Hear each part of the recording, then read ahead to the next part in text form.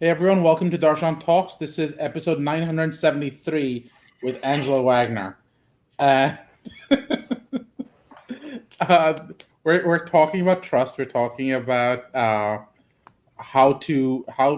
Actually, why don't you explain the topic again? Sure.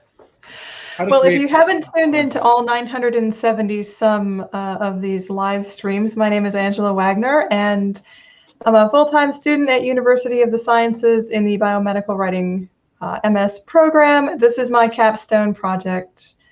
So basically, we're talking about patient trust toward pharmaceutical companies. We know that there's low trust in pharmaceutical companies, and we're wondering how can patient-facing communications increase this trust.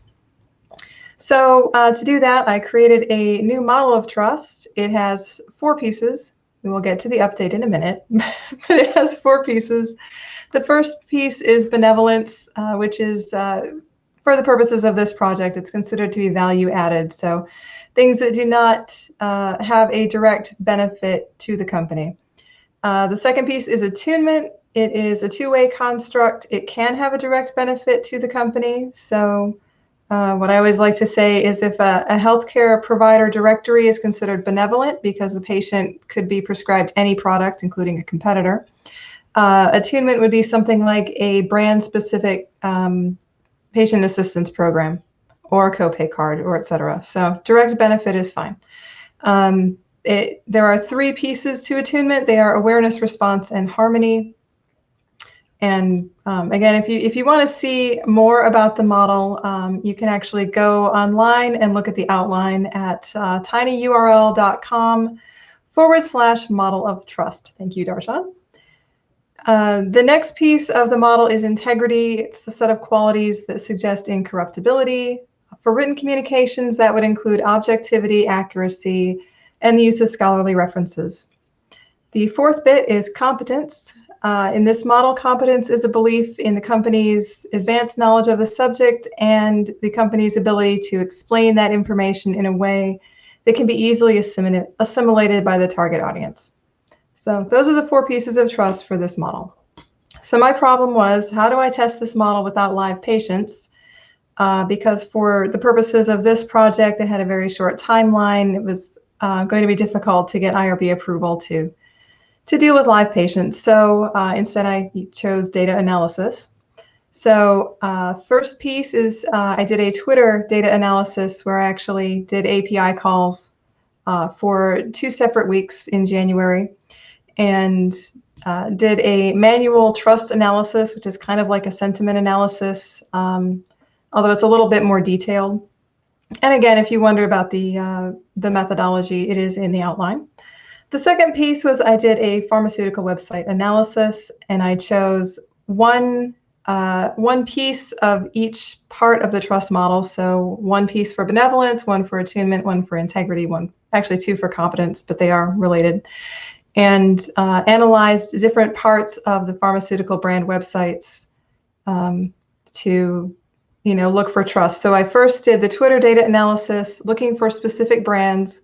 There were 18 brands. And, so I did the Twitter data analysis on one hand and the Pharma website analysis on the other hand. And then the purpose of doing them is, put them together and see, is there a correlation? Without further ado, let's get into this week's progress and conundrums, if we can. Alrighty, thank you, Darshan. So project status update. Okay, so are we seeing the Gantt chart? We are seeing the Gantt chart. All right, so this week, it's week 3, exciting week. I submitted my abstract to DIA for the Global Annual Meeting under their student poster program. And as far as I know, everything is submitted, and I'll discover next month whether I made it or not.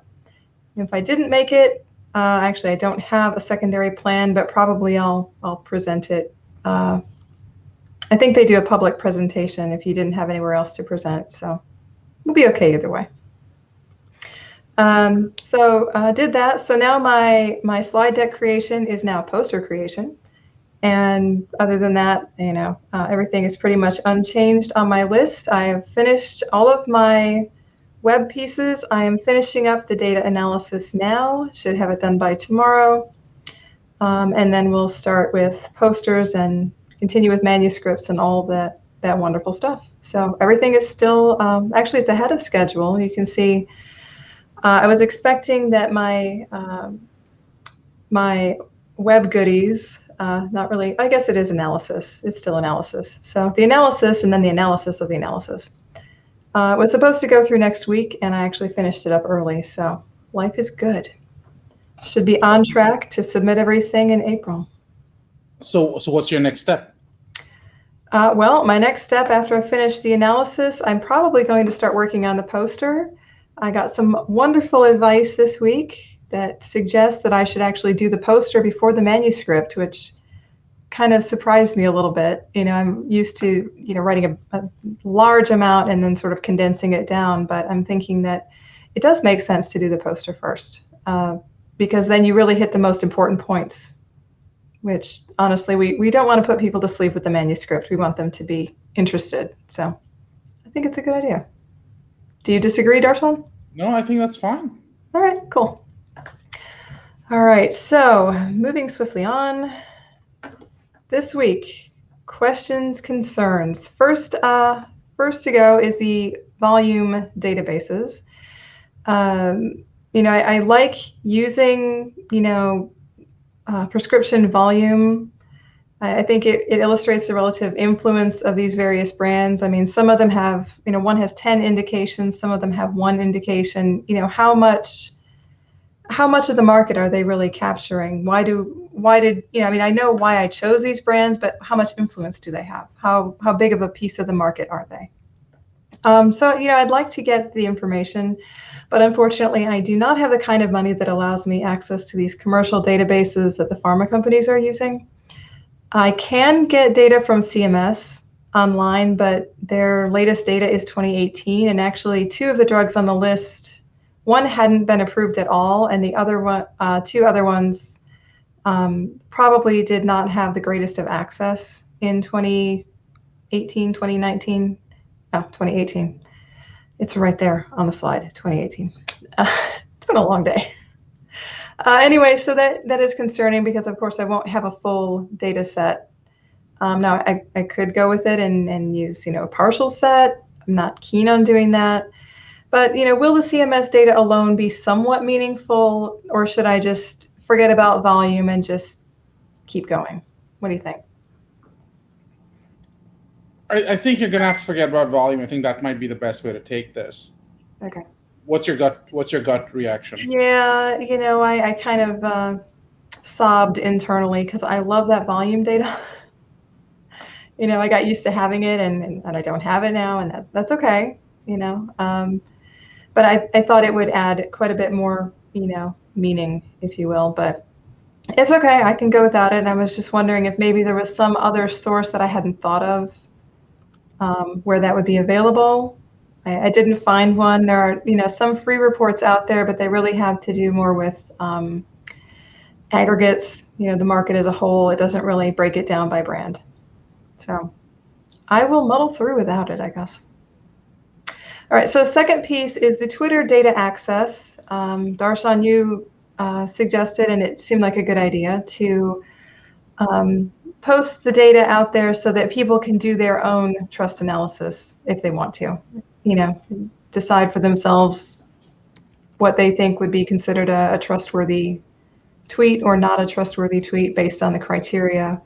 And my only concern is that I don't really want to post that before I do like the poster presentation or a slide deck presentation at the very least.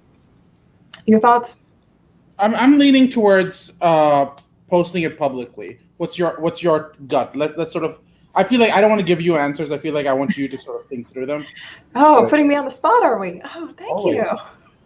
you. So, I do want to post it publicly, and I think that's part of responsible research in general is to post your data sets. I know there are, certain places where actually, it's common to post your data sets.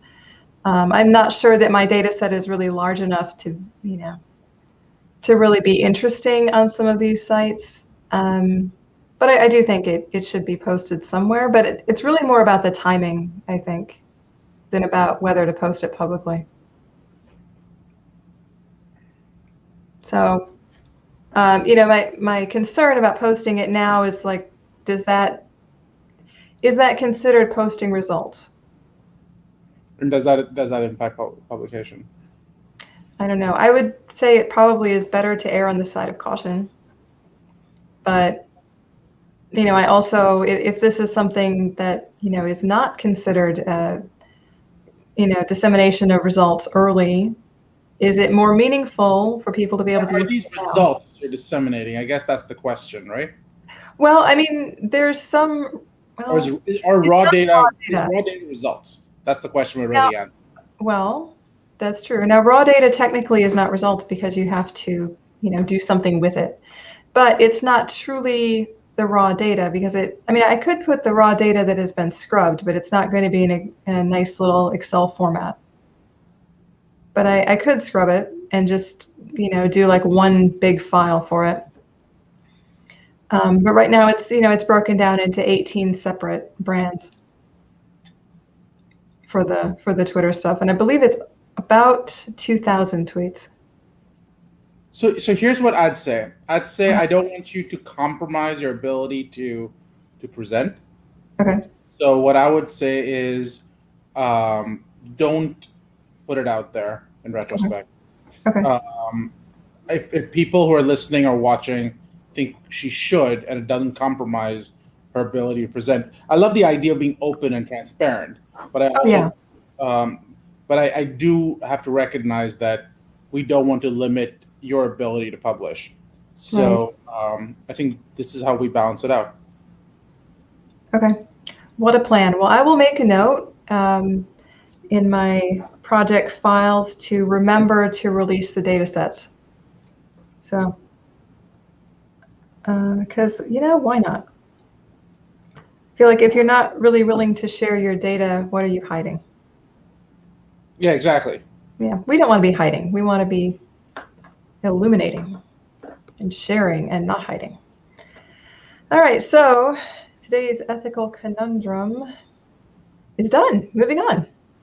All right, so this is actually the fun part, and it seems like this hopefully will be, a fun session. But let me start out by going to the next slide. So these are all the data sets. This is page 1. There are 2 pages. All the data sets that I collected through my research project. And when we get to the next, the next slide after this, we will talk about, what I'm doing with it. So you can see there's a lot of different data sets, and people who are watching, I don't know if you can come back later and look at them again if you wanted to, because I do have a question. So, lots of metrics here. Next slide, we've got even more. We've got the Twitter data set. We've got the competence data set. Lots of interesting bits, product type, years on the market, etc. And the question is, do you have suggestions for data set analysis? So I've got, my planned analyses that I've done. Then I've got some post hocs, and they've been actually very interesting. But, there's a lot of sets that I haven't really tapped in terms of, basically comparing one piece of the set to, particularly the Twitter trust scores, but even to the web trust scores, just to see, is there a correlation? So if we go back, does chat available intersect in some way or correlate in some way with Twitter trust sentiment toward the brand? Is there a connection between having a chat available on the website, a chatbot, and Twitter-based estimation of trust? Is there something that seems particularly meaningful that I haven't thought of? So if you have an idea, would love to hear it. Darshan, do you have any? I don't. You don't? Okay. And they're just, I don't know, probably spend, days and days just going through it. I don't know that makes a lot of sense. But if anybody has a suggestion, I would love to hear it. I may not include it, but I would love to hear it anyway. And if you wanted to contact me about, with data set analysis, etc., this is how you contact me. We've got email, my LinkedIn URL, and then another link to the project outline. And that is, believe it or not, all I had for tonight. That's really short. That's really short. There really weren't too many crises this week, aside from, having trouble getting some of the Excel graphs to behave nicely, but I can't really show those. Okay. I guess we call it a day then. I guess we do. I really did not expect it to be quite this short, but forget if there was anything else that I was going to bring up. I think we're good. I think we're good. I got everything sent into DIA, and thank you for getting back to me so quickly.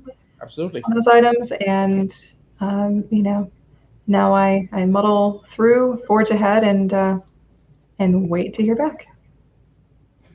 Okay, let me know how things go. We'll talk again next week. Will do. Sounds good. Thanks again. Thank you.